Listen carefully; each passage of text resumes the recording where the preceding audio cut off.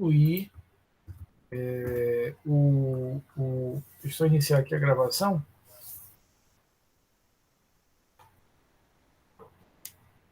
Iniciar a gravação. Vamos ver. Tá. Iniciar a gravação. Nós hoje vamos ver, depois que iniciar a gravação. Pronto. Sejam, repito, todos muito bem-vindos.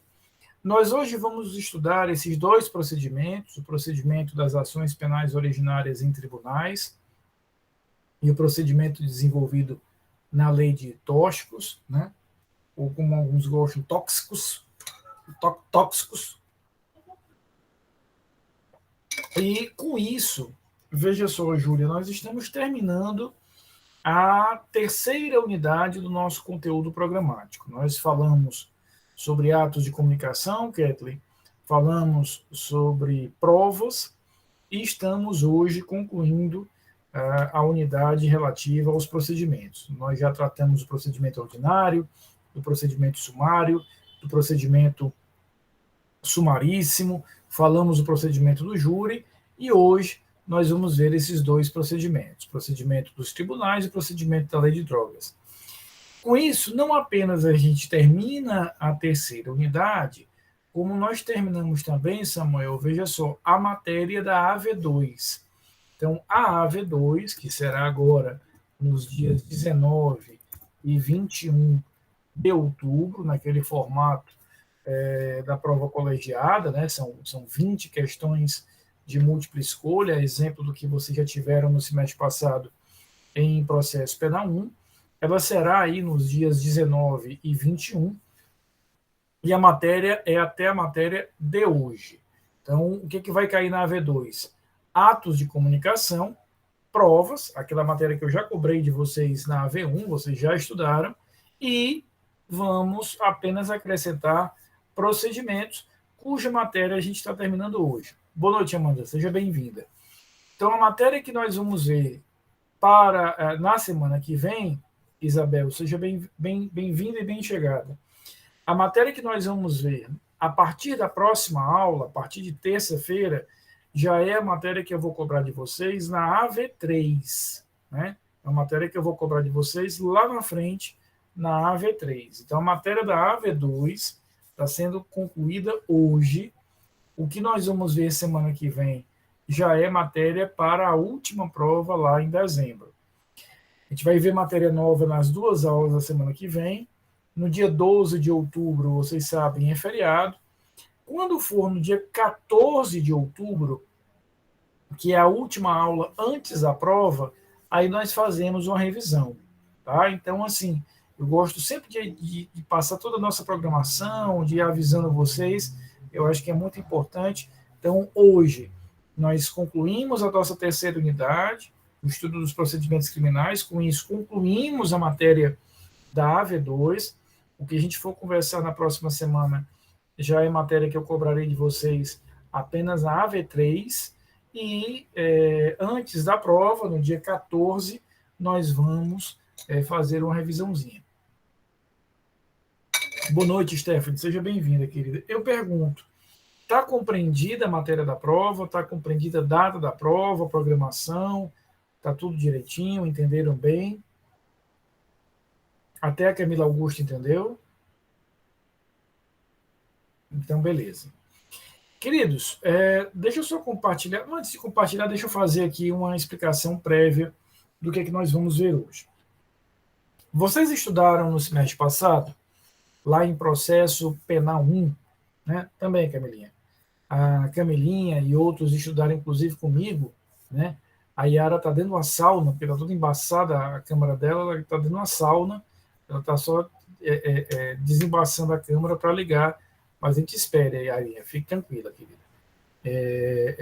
Porque Fortaleza está frio, é bom uma sauninha de vez em quando, realmente. Então, o que nós vimos, né? O que nós vimos? Vocês estudaram Stephanie, é muito quente, eu pessoalmente detesto o calor, mas eu tive uma experiência muito interessante, que é recém-formada. Tomás, quando você é recém-formado, você topa quase qualquer coisa, né? Absolutamente quase qualquer coisa. E aí eu trabalhava no escritório e disseram, Rafael, você tem que acompanhar um processo, Jamile.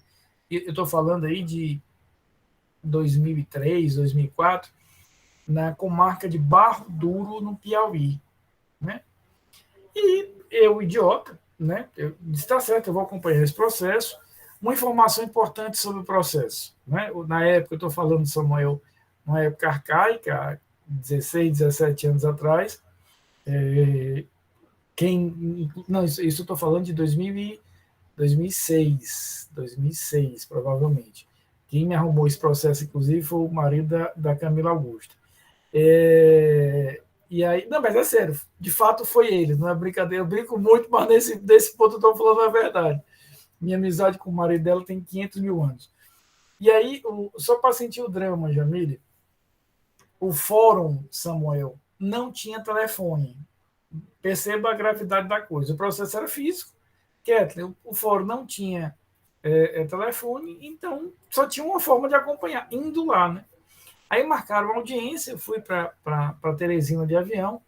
Teresina, o representante lá da empresa me pegou no aeroporto, fomos para Barro Duro, Samuel. 1h30 de Teresina, eu de paletó preto, uma idiotice absoluta. A audiência era 2h da tarde. 2h da tarde, Barro Duro, interior do Piauí. Quando nós chegamos, era 1h30 da tarde. Que eu desci do carro, estava pior do que a sauna, né, diária. Veio aquele bafo e você não sabia. Eu acho que sim, Camilinha. Nesse dia eu comecei a desconfiar.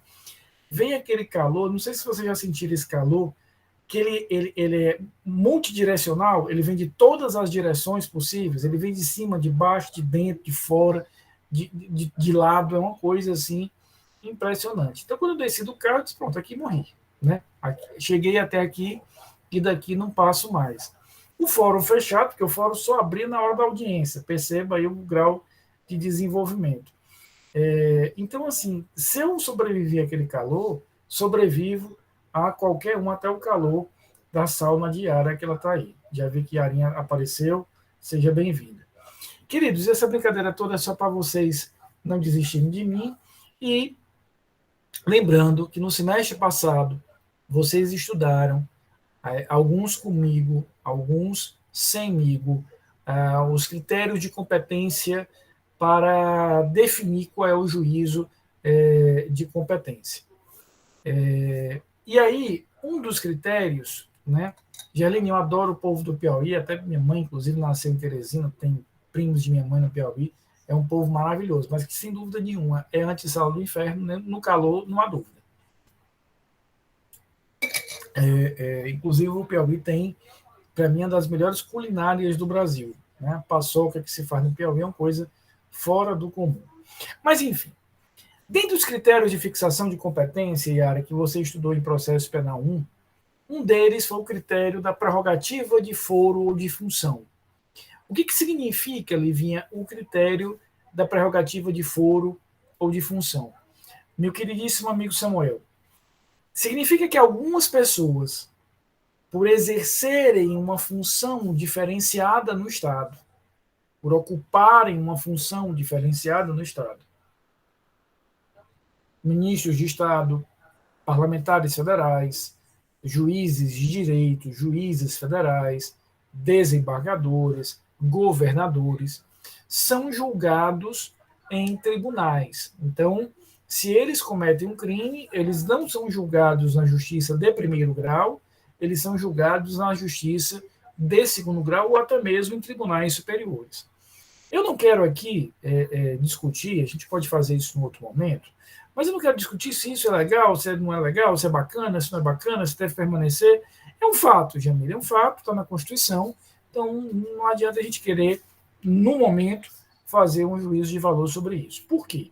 Porque o nosso objeto de estudo hoje, o principal objeto de estudo, que vai levar aí 95% da nossa aula de hoje à noite, é entender, compreender como é que se organiza este procedimento.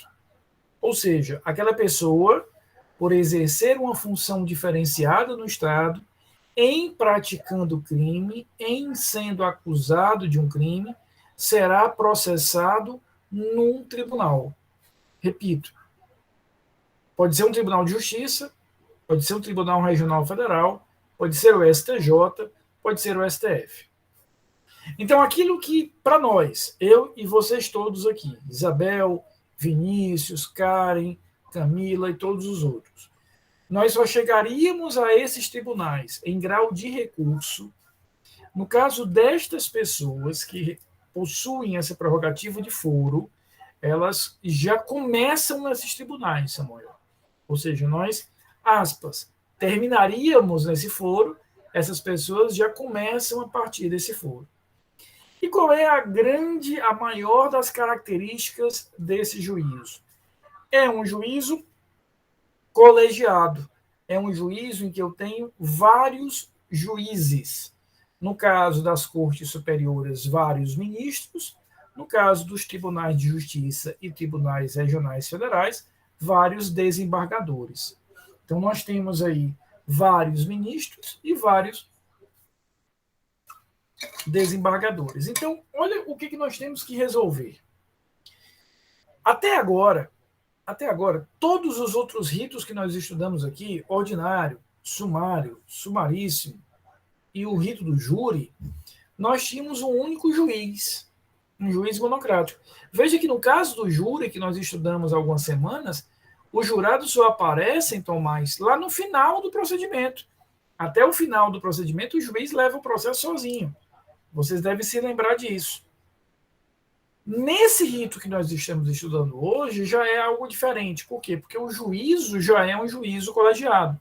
No caso do Supremo, são 11 ministros. No caso do STJ, 33 ministros. No caso do Tribunal de Justiça do Estado do Ceará, 43 desembargadores. E assim por diante. Então, olha a situação, Gabriele. Nós temos um processo que vai começar num tribunal. Então, ele já vai se desenvolver, Jamile, num tribunal. E aí, olha a situação que o legislador vai ter que resolver. Se ele exige, né, que todos os membros do tribunal venham a realizar todos os atos, olha a complicação que seria, Kathleen. Imagina, para ouvir uma testemunha, eu tenho que reunir todos os membros do STF ou do STJ. Eu tenho que reunir os 43 desembargadores do Tribunal de Justiça, Jamília, para fazer um interrogatório. Esse processo não ia caminhar. Simplesmente não avançaria. Mas se eu caminhar para o outro extremo, se eu for para o outro extremo e disser o seguinte, olha, o processo vai ser desenvolvido no tribunal, mas ele vai ser todo desenvolvido por um único relator, um único desembargador, um único ministro. Isso desnaturaria, Yara, a natureza colegiada do processo. Porque, veja só, por que a competência por prerrogativa de foro existe? Para que aquela pessoa que exerce uma função diferenciada no Estado seja julgada num juízo coletivo. E com isso eu tenho, Kathleen, maior segurança naquela decisão tomada. Por quê? Porque ela exerce uma função diferenciada no Estado. Então, olha a primeira escolha, Jamília, que o legislador vai precisar fazer. Se ele exige que todos os atos do processo venham a ser realizados, Samuel, por todos os membros daquele tribunal, esse processo não termina nunca. Agora, se ele diz que o processo será conduzido de ponta a ponta por um único dos membros do tribunal, ou seja, um único desembargador, um único ministro, que juízo colegiado é esse? Tivesse deixado no primeiro grau. Qual foi a solução que o legislador encontra? Ele vai dizer, vou chegar aqui numa solução salomônica. Eu vou chegar aqui numa solução de meio termo. O que é que eu vou fazer? Dos atos que compõem o procedimento, de todos esses atos que compõem o procedimento, 2 deles, em 2 momentos, Eveline, eu vou exigir que a decisão seja colegiada. Esses 2 momentos aqui, Camilinha, que estão com letras pretas, serão os momentos em que o colegiado o coletivo daquele tribunal é chamado de decidir, Jamil. O momento de recebimento da denúncia e o momento de julgamento do processo, ou seja, no momento em que eu vou condenar ou absolver aquele determinado réu. Então, o que é que nós temos aqui? A decisão que o legislador encontra para equilibrar nem tanto ao mar, nem tanto à terra, foi dizer, o rito vai ser desenvolvido nos tribunais para aquelas pessoas que têm prerrogativa de foro, que têm uma prerrogativa de função, vou encaminhar esse processo para os tribunais, e naquele tribunal, eu nem vou exigir que todos os atos venham a ser realizados por todos os membros do tribunal, e nem vou exigir que aquele determinado ato venha a ser realizado só, aqueles atos sejam realizados só por um dos membros. Eu vou equilibrar, eu vou chegar no meio termo. O que é que eu vou fazer? No momento de receber a denúncia ou a queixa, que é um momento importantíssimo do processo, ou no momento do julgamento em si, aí eu reúno o colegiado, reúno os membros do tribunal, e eles decidirão, por maioria, o que fazem com aquele processo naquele momento. Agora, os outros atos que compõem o procedimento, esses que eu escrevi aqui em letras brancas, são atos que o relator do processo, ou seja, aquele desembargador ou aquele ministro que é o relator do processo, realizará sozinho. Aí chegamos a um ponto de equilíbrio. Então acompanha comigo o seguinte, foi oferecida, foi protocolada, foi interposta a denúncia ou a queixa. Essa denúncia ou a queixa foi protocolada, Jamílio, naquele tribunal. Imagina, por exemplo, o tribunal onde eu trabalho, o Tribunal de Justiça do Estado do Ceará. São 43 desembargadores. A primeira coisa que se faz, Camilinha, é distribuir essa denúncia para um dos desembargadores. Se eu estivesse falando do STF, seriam 11 ministros. Se eu estivesse falando do STJ, seriam 33 ministros.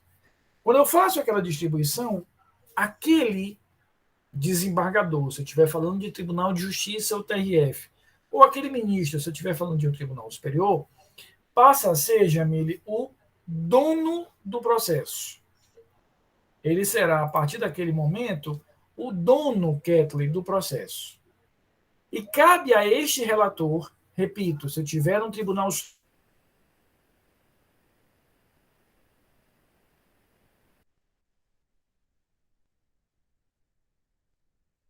levar esse processo, voltou agora? É que a minha internet está tendo algumas inconsistências, agora voltou, né? Então, veja, o que nós temos? Na hora que eu distribuo esse processo, essa denúncia, essa queixa, ela é designada, distribuída para um relator.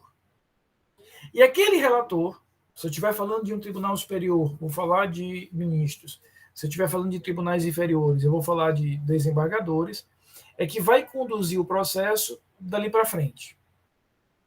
Ele é o dono do processo.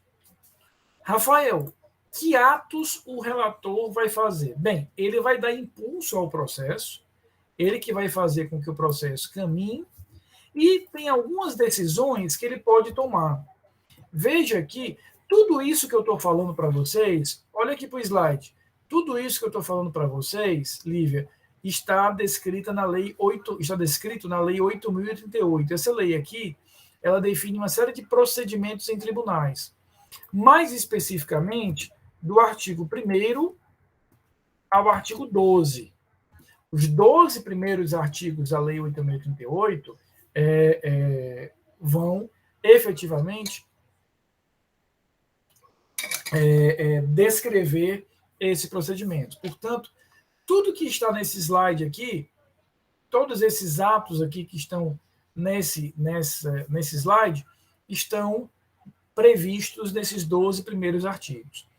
Isabel, nos tribunais, os estagiários, sobretudo aqueles que são designados para os gabinetes dos desembargadores e dos ministros, eles auxiliam ali na elaboração de decisões. Por exemplo, Eu posso falar pelo gabinete onde eu trabalho no tribunal.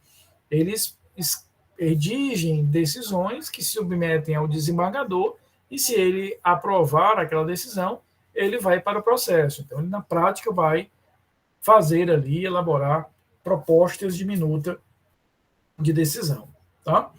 Dentre outros atos de apoio que ele pode fazer ao julgador. Então, veja, foi distribuído aqui. O relator, a principal função do relator, Jamília, é fazer com que o processo caminhe para frente, realize os atos. Mas veja que o artigo 3º da lei diz o seguinte: compete ao relator determinar o arquivamento do inquérito das peças informativas, quando requerer o Ministério Público, e 2, decretar a extinção da punibilidade nos casos previstos em lei. Então, em qualquer momento do processo, se o relator perceber que houve a extinção de punibilidade, ele próprio decreta essa extinção. Por exemplo, se ele percebe que no meio do processo houve a prescrição, ou a morte do réu, ou a abolício criminis, ele monocraticamente, sozinho, não precisa levar para o tribunal, ele decreta essa extinção de punibilidade. Então, é isso que nós vamos ter aqui dentro dessa rotina, dentro dessa estrutura. Então, foi distribuído a denúncia ou a queixa, vai para um dos relatores, vai para um dos ministros ou desembargadores, e ele vai ordenar, a primeira coisa que ele faz, Jamília, é ordenar, Samuel, a notificação daquele denunciado. Então, aquele denunciado é notificado. Veja, eu não estou falando em citação.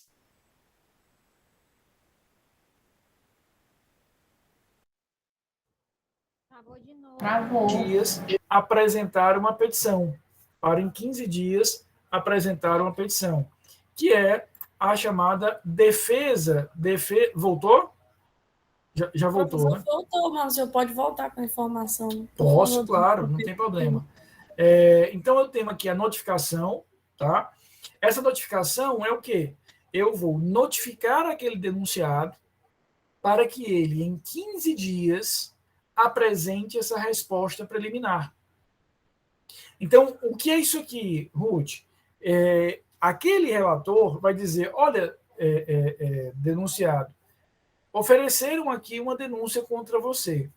Em 15 dias, se manifeste, fale aí alguma coisa. Veja que não houve ainda, prestem atenção.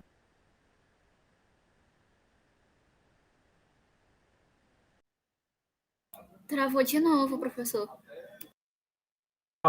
Isso aqui é uma peça técnica apresentada pelo advogado.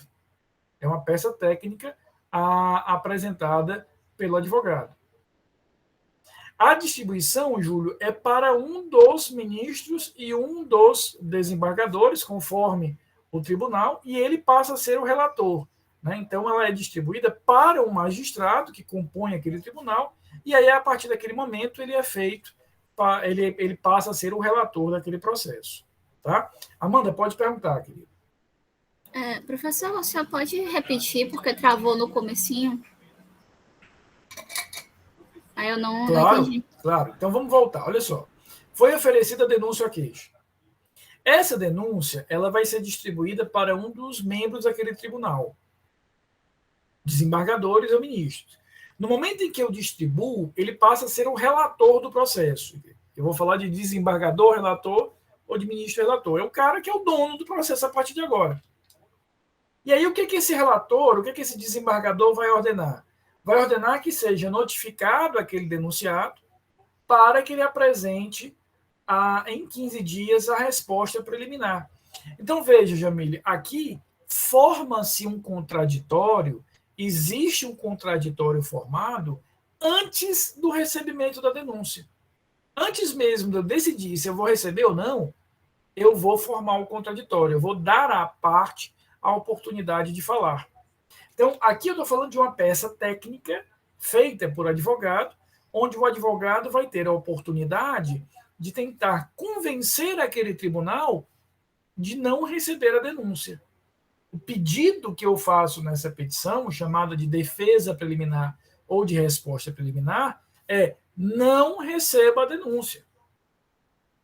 Então, eu vou notificar aquele denunciado, veja que eu não estou falando em réu ainda, ele é apenas denunciado, para que ele apresente, através do seu advogado, esta resposta preliminar em 15 dias e depois eu tenho a oportunidade de ouvir a acusação.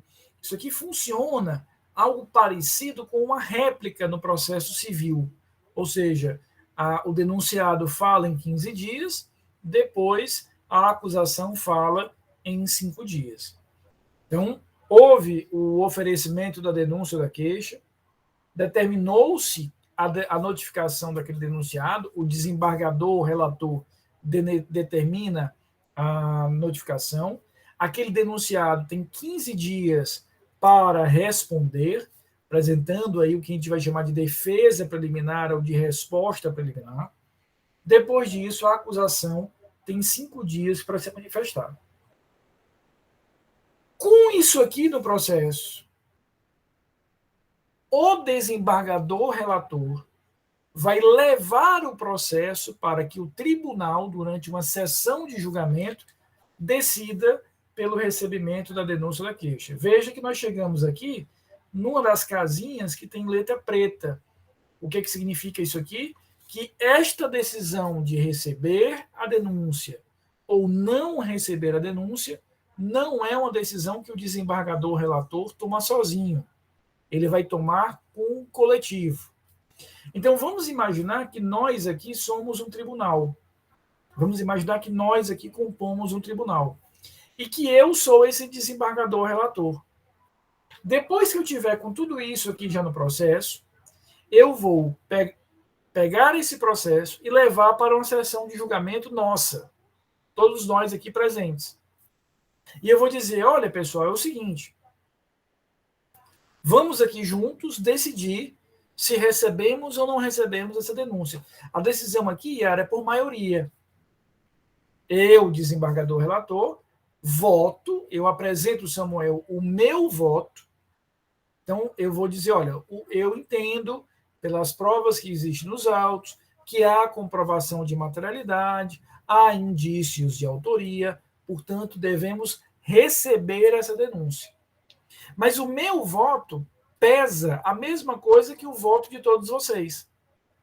Então, depois que eu votar, o Samuel vai votar, a Amanda vai votar, Jamília vai votar, Yara, Ruth, Gerlene, Rômulo e todos vocês. Como é que se resolve? Maioria. Se a maioria tiver recebido, Jamília, está recebida a denúncia. Se a maioria rejeitar a denúncia, está rejeitada a denúncia. Simples assim. Veja, o relator, ele não tem um poder diferenciado, Yara, o voto dele não pesa mais. Ele é apenas o relator porque eu preciso que alguém desenvolva o processo para a gente sair daquela dificuldade que nós tínhamos no início da aula. Então, nesse momento, ouve-se o colegiado e, por maioria, aquele colegiado, ou seja, todos os desembargadores e todos os ministros, irão decidir se recebem a denúncia ou se não recebem a denúncia. Até aqui estão comigo? Se a maioria receber, Jamile, estamos iniciando o processo. Esse recebimento aqui, ele é igual, em todos os termos, Samuel, aquele recebimento do procedimento ordinário, aquele recebimento do procedimento sumário. Tá? Eu tenho ali o recebimento feito, e aí ele vai interromper. Camilinha, todo tribunal ele tem um quórum mínimo para iniciar a sessão. Tá? Ele não precisa ter a presença de todos. O regimento interno daquele tribunal vai decidir, por exemplo, no caso do Supremo, dos 11 ministros, precisam estar presentes pelo menos 7, diz o regimento interno do Supremo. Estando aqueles 7 presentes, temos a sessão, aí será a maioria dos presentes. Então, eu primeiro verifico se eu tenho o mínimo necessário, ou seja, se eu tenho um quórum necessário para que a sessão exista. Tenho, então eu instauro a sessão, ela vai se iniciar, e aí a maioria dos presentes, pura e simplesmente. Tá? Tá claro até aqui? Ou seja, a maioria decide pelo recebimento. O que é que acontece? temos o início do processo, interrupção da prescrição e todas essas questões. A Eveline diz o seguinte: professor, o tribunal mantém controle sobre o inquérito policial? Se sim, esse controle ocorre apenas após o recebimento da denúncia da queixa? Na verdade, esse controle ele é anterior, Eveline. Por quê? Porque se eu estiver falando de uma investigação que envolve uma pessoa com essa prerrogativa de foro, o inquérito já se desenvolve no tribunal. Ou seja, em vez de ser um delegado que faz o inquérito, quem vai fazer o inquérito é um desembargador. Ele até pode pedir o apoio da polícia, mas é ele que vai conduzir aquela investigação. E aí, depois que ele conduz aquela investigação, ele encaminha para o Ministério Público para que o Ministério Público possa fazer isso. Tá? Obviamente, eu não posso citar nenhum detalhe, mas atualmente, no gabinete onde eu trabalho, nós estamos com um inquérito desse. Ou seja, foi distribuído para o meu chefe, e aí ele atua como o presidente do inquérito. Em vez de ser um delegado, será um presidente do inquérito. Amanda, é a terceira unidade. Nós estamos concluindo hoje a terceira unidade. Tá? Então, temos aqui o recebimento. Então, por maioria, houve o recebimento. O que o relator faz, Samuel? Se a maioria decidiu pelo recebimento, o relator diz, beleza, agora eu vou trabalhar sozinho. Então, veja, Jamília, ele estava trabalhando só, levou o processo para o que o colegiado, para o que o coletivo decidisse pelo recebimento, receberam por maioria, aí o que o relator diz? Beleza, pessoal, a gente se vê mais na frente, agora eu vou voltar a trabalhar sozinho. Aí ele ordena a citação, veja, a citação agora que vai acontecer. Por quê? Porque agora que ele é réu. Antes de tudo isso, ele era apenas denunciado. Então, ele ordena a citação e o réu agora vai ter o prazo de 5 dias para apresentar a sua defesa prévia. É aqui, por exemplo, Yara, que ele vai apresentar o seu rol de testemunhas. Tá? Ele pode sim. Ele não pode ser o relator, Isabel. Aquele que foi o relator do inquérito não será o relator do processo. Então, ordeno a citação. Uma vez realizada a citação, vamos para a defesa prévia. Você tem aí o prazo de 5 dias para apresentar a defesa prévia. Depois disso, chegamos na audiência de instrução. Veja que nos ritos anteriores, no rito ordinário, no rito sumário, eu sempre me referia, Jamile, à audiência de conciliação, audiência de instrução e julgamento. A gente sempre tinha aquela estrutura de uma audiência onde eu vou fazer a instrução e vou julgar. Veja, Tomás, que aqui a audiência é só de instrução realmente. É só para produzir prova. Por quê? Porque o julgamento, como a gente vai ver daqui a pouco, ele vai ser colegiado. Esta audiência, vejam só, ela é presidida pelo relator. Ela é presidida pelo relator. O relator que realiza essa audiência para ouvir as testemunhas, fazer um interrogatório, etc. Agora, o relator, quando eu falo aqui de relator, estou falando de um desembargador relator, Yara, ou de um ministro relator, dependendo do tribunal onde eu esteja. Vamos imaginar o Tribunal de Justiça do Ceará para ficar mais fácil. Vamos imaginar o meu chefe, que é um desembargador. Ele é o relator, Samuel. Ele é o dono do processo. Ele está realizando esses atos. Quando nós chegamos nessa audiência de instrução, ele vai tomar a seguinte decisão. Ele vai presidir essa audiência, ou seja, é ele que realiza a audiência, ou ele poderá, veja só, Camilinha, designar um juiz para fazer a audiência. Ele pode, ele próprio, fazer essa audiência. Por exemplo, no caso do meu chefe, que foi juiz criminal há muitos anos, juiz de júri, ele prefere ele mesmo fazer. Ele tem mais controle, ele diz que para ele é melhor porque ele já tem contato ali com a prova. Mas há outros desembargadores que nomeiam um juiz só para realizar aquele ato. Aí é uma escolha do relator. Essa audiência aqui é para produzir efetivamente prova.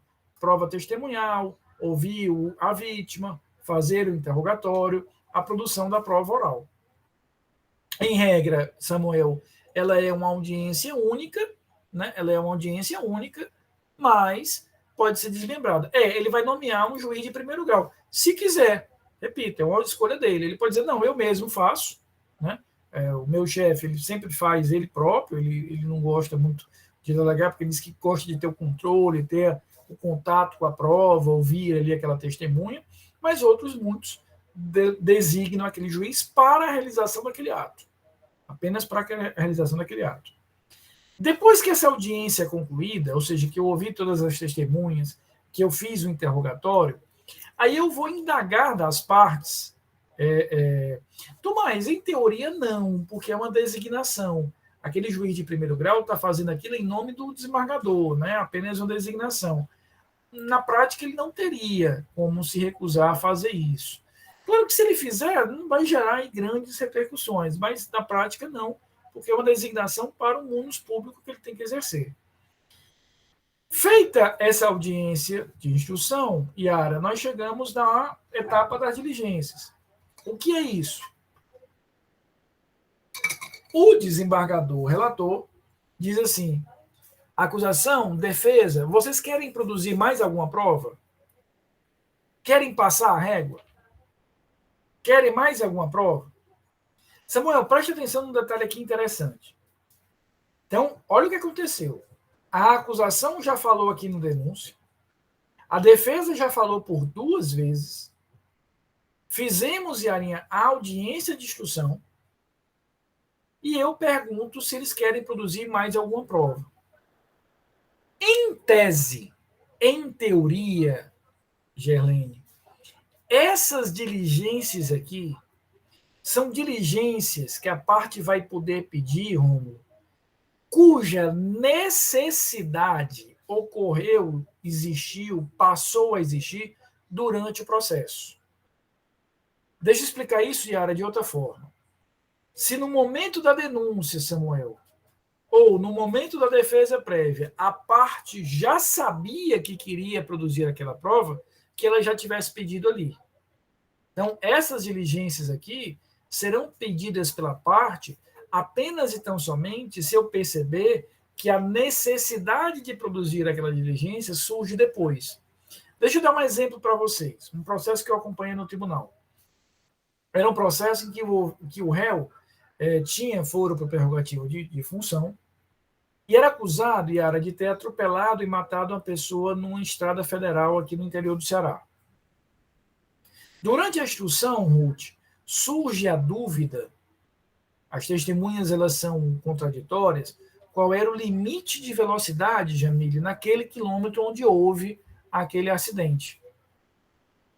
Então, o que se fez? Quando fomos aqui para as diligências, a defesa pediu que fosse intimada a Polícia Rodoviária Federal para que ela informasse qual era o limite de velocidade ali. Então, em teoria, o pedido de diligência formulado aqui é aquele pedido cuja necessidade surgiu durante o processo. Agora, Samuel, se o juiz percebe que aquela diligência requerida, pedida, solicitada, pleiteada pela parte aqui, já poderia ter sido pedida antes, ele já podia ter pedido isso antes, e não o fez, mas ela é importante, o desembargador pode deferir. Então, em tese, Jamílio, o que eu estou dizendo? Esse pedido aqui é de uma prova, de uma diligência que apareceu como necessária agora, durante o processo. Se eu já podia ter pedido antes, que eu tivesse pedido antes. Agora, se eu verifico que de fato é um pedido importante, é uma prova relevante, em nome dos princípios do devido processo legal, da ampla defesa, da verdade real e etc., pode ser autorizado. Então, a regra não é tão rígida em relação a isso. Depois, veja, eu avanço para alegações finais. A acusação terá 15 dias, a defesa terá 15 dias para apresentar as suas alegações. Então, quando eu estou aqui nessa etapa, significa dizer que toda a prova já foi produzida, já está concluída, E nós vamos ter aí a acusação tendo 15 dias, depois a defesa tendo 15 dias para produzir aquela determinada prova. Desculpa, para apresentar aquela petição. Então, as alegações finais representam aí a última manifestação escrita da defesa e da acusação. Essa peça aqui é uma peça escrita. Até aqui vocês estão comigo? Alguma dúvida? Posso seguir em frente? Está tranquilo? Vocês estão absurdamente calados hoje, né? Tá acabando. Não desistam de mim. Tá acabando, né? Não abandonem a motinha. O que acontece agora, Samuel? Chegamos em outro momento em que, no meu esqueminha aqui, as letras são pretas. No que nós combinamos, o que significa isso? Significa que a decisão ela é colegiada. Significa que a decisão é colegiada. Então, depois que as partes apresentam alegações finais, o que o desembargador relator faz, Yara? Volta para o colegiado, leva aquele processo para o colegiado, agora para que o colegiado possa julgar o processo. Então, depois que o processo está todo pronto, ele não irá condenar ou absolver aquilo ali sozinho. Ele leva o processo para o tribunal e diz, olha, tribunal, o processo está pronto aqui para nós decidirmos. E o que acontece? Olha o que nos diz aqui o artigo 12 da lei, né? Ele diz assim, fim da instrução, o tribunal procederá ao julgamento na forma determinada pelo regimento interno, observando-se o seguinte, a acusação e a defesa terão sucessivamente, nessa ordem, o prazo de 1 hora para a sustentação oral, assegurada ao assistente 1/4 do tempo da acusação. Então, nesta sessão de julgamento, eu reúno novamente o tribunal, e aí a acusação fala por 1 hora, depois a defesa fala por 1 hora. Aí olha o que diz aqui o inciso 2º. Encerrados os debates, o tribunal passará a proferir o julgamento, podendo o presidente limitar a presença no recinto às partes e seus advogados, ou somente a estes, se interesse público exigir. Então, a acusação vai falar por 1 hora, depois a defesa vai falar por 1 hora. E aí, Jamílio, o que se faz? Vamos para a decisão em si. Como é que funciona? Aquele desembargador relator é o primeiro a votar. E aí ele vai ali expor o seu voto. Aqui nós vamos ter a votação, Isabel, em 2 etapas. Num primeiro momento, aqueles desembargadores vão votar se condenam ou absolvem o réu. Se a maioria absolver, terminou ali o processo. Se a maioria condenar, aí nós avançamos para a segunda etapa. Qual é a segunda etapa? Decidir a pena. Vamos exemplificar da mesma maneira. Vamos imaginar que nós aqui somos o tribunal e eu sou o relator. Então, naquela sessão, eu chego lá e digo, olha, o processo aqui está pronto, vamos julgar esse processo. A acusação vai falar por 1 hora, a defesa vai falar por 1 hora, e aí começa a votação. Eu sou o primeiro a votar. Aí eu vou dizer, Jamília, olha, pelo que eu analisei do processo, pelas provas testemunhais do fulano, do ciclano, do beltrano, mais a perícia técnica em tal coisa, mais não sei o quê, eu entendo que é, de fato, o caso de condenar. Então, o meu voto é pela condenação. Aí, cada um de vocês, que fazem parte do tribunal igual a mim, votarão. Vocês podem concordar comigo e vocês podem divergir de mim. Cada um tem direito a um voto, o voto pesa a mesma coisa. Yara, se a maioria dos presentes ali for pela absolvição, o réu está absolvido. Isabel, se a maioria for pela condenação, o réu está condenado.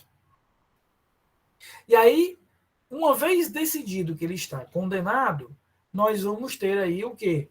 A segunda rodada de votação. A palavra volta para o relator, nesse nosso exemplo, volta para mim, e eu vou dizer, olha, eu acho que a pena que ele merece é esta: 5 anos e 8 meses. E aí nós começamos a votação agora sobre a pena.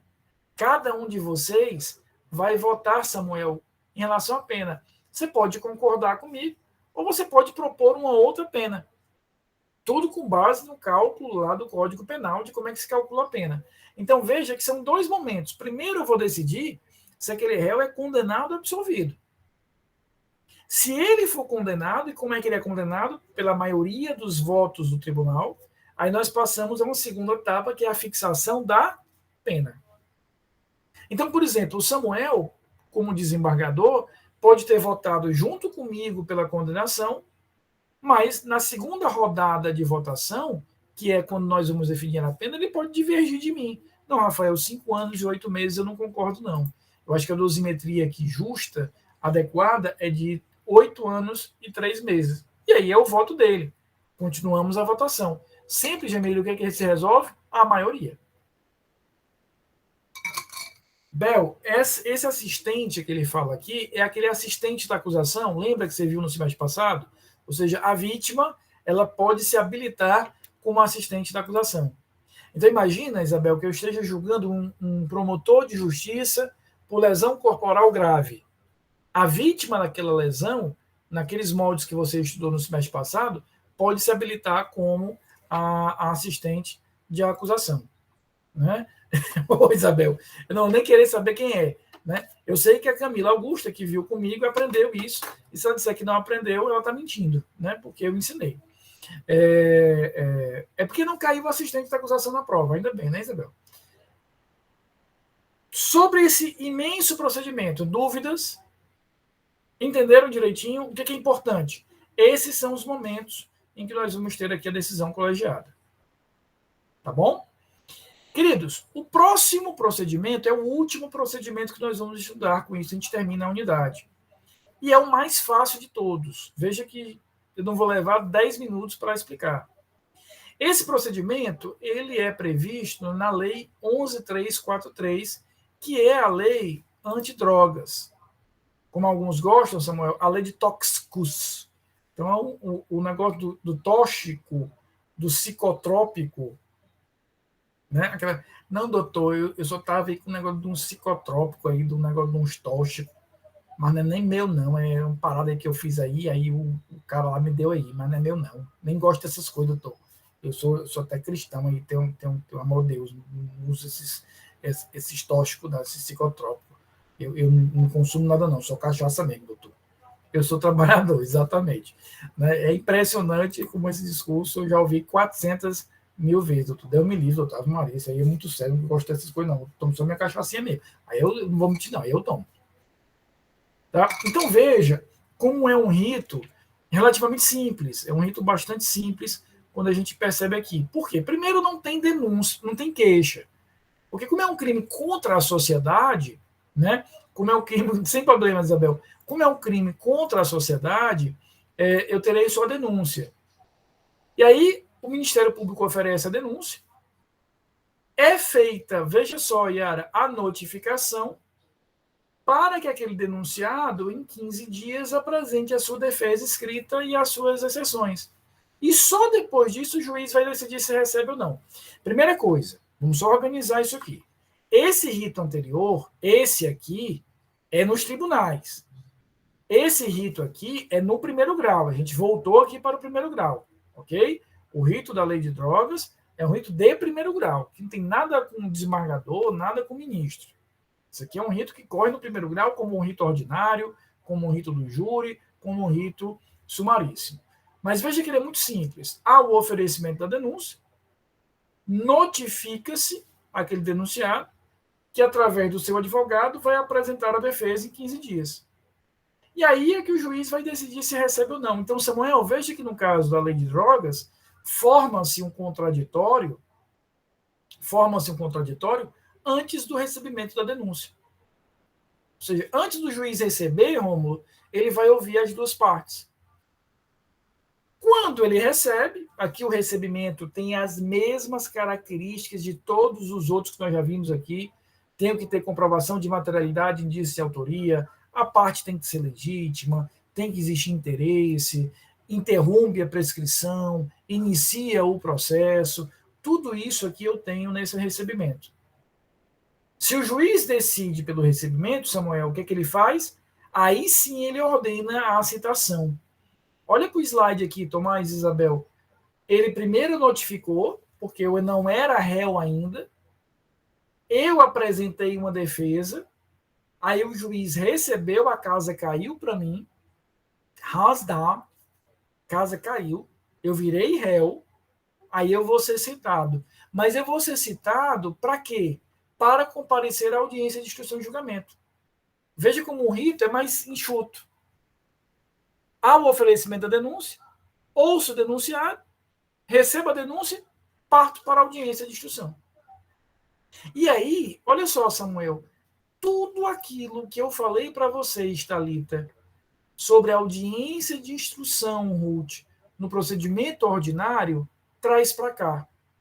Esta audiência, ela é igual, ela é idêntica, igualzinha, Jamile, à audiência de instrução do procedimento ordinário e sumário.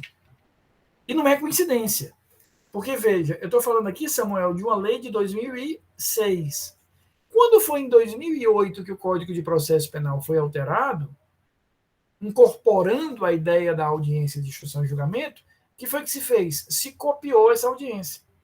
Então, eu vou ouvir as testemunhas, faço o interrogatório, indago se as partes querem produzir mais alguma prova e faço as alegações finais orais. Lembra como é que são as alegações finais orais do procedimento ordinário? 20 minutos, que a parte pode ter prorrogado por mais 10. A acusação fala por 20 minutos mais 10, a defesa fala por 20 minutos mais 10. Depois disso, o que é que nós temos? A sentença. Afinal de contas, eu estou falando de uma audiência de instrução e julgamento. Repito, anota aí. A audiência de instrução e julgamento da Lei 11.343 é igual à audiência lá do ordinário. Ou seja, você depois dá uma olhada nas anotações que fez para o ordinário. Igual mesmo. 20 minutos mais 10, Samuel. Se a parte não apresentar na audiência, eu substituo isso por memoriais escritos, em que será 5 minutos mais 5 minutos e etc. Está claro até aqui? Então veja que é um rito muito simples. Ofereceu denúncia, ouviu o denunciado, recebeu, partiu para a audiência e encerrou o rito. Professor, nessa Oi. citação também ele tem que apresentar a defesa em 5 dias ou não? Não, veja que eu já parto direto para a audiência. Jamile viu aqui uma diferença interessante. Ó. No rito anterior, eu me manifestava antes do recebimento e me manifestava depois do recebimento.